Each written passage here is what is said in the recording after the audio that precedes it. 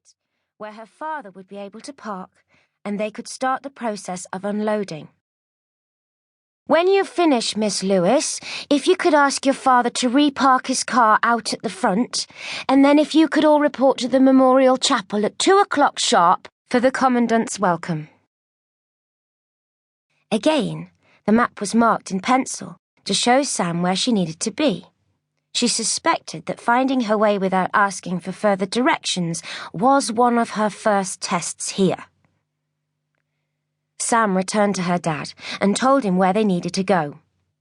"I'm having flashbacks," he remarked as he slipped the car into gear. "Well, bully for you," she thought, nerves making her grumpy.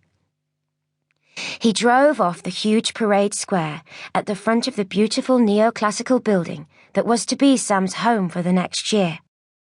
Assuming the army didn't have any other ideas and chuck her out. Not that being chucked out was an option.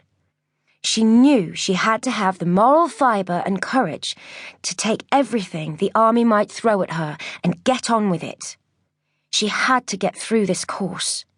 It was only a year. Surely anything was bearable for a year. To fail was unthinkable. She knew if she did, she'd disappoint her father, and she couldn't bear to give him more heartache. While her relationship with her father might be troubled, she hadn't lacked for affection from other sources. Her grandparents, and the succession of 3 nannies who had looked after her, had all told her she was loved and cherished, even though her father had never managed it. Now Sam was an adult, she understood why, but her earlier bewilderment had left its indelible mark. Back then, she'd been sure that he blamed her for the tragedy that had struck his family. Maybe if she'd not been born first, everything would have been all right. It was William, her twin, who had died at birth, along with their mother, when the emergency C-section had gone horribly wrong. Sam's birth had gone well, but then William had got stuck, and when his heart rate had dipped alarmingly, they'd been forced to operate, and that was when the placenta had been severed. In the desperate, chaotic minutes following this, the team hadn't been able to save either her mother or her brother. When she'd been old enough, her granny had told her what had happened, and had assured her that it had been no one's fault, least of all hers. A terrible accident. One of those things. But for years, Sam had been sure she'd known differently. It was her fault for being first.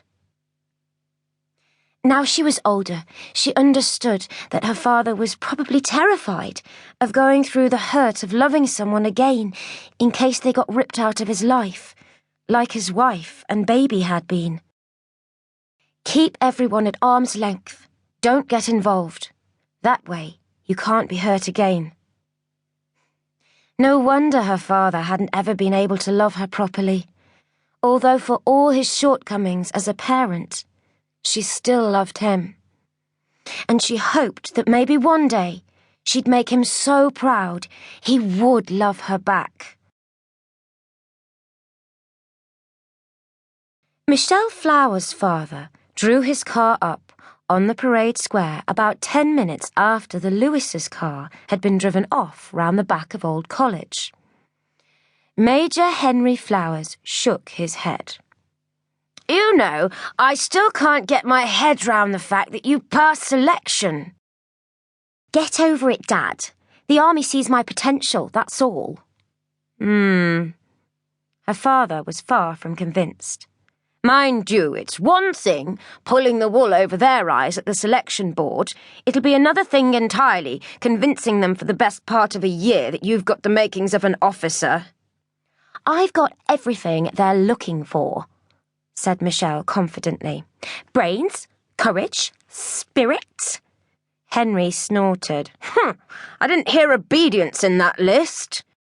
"That's because I've got a mind of my own."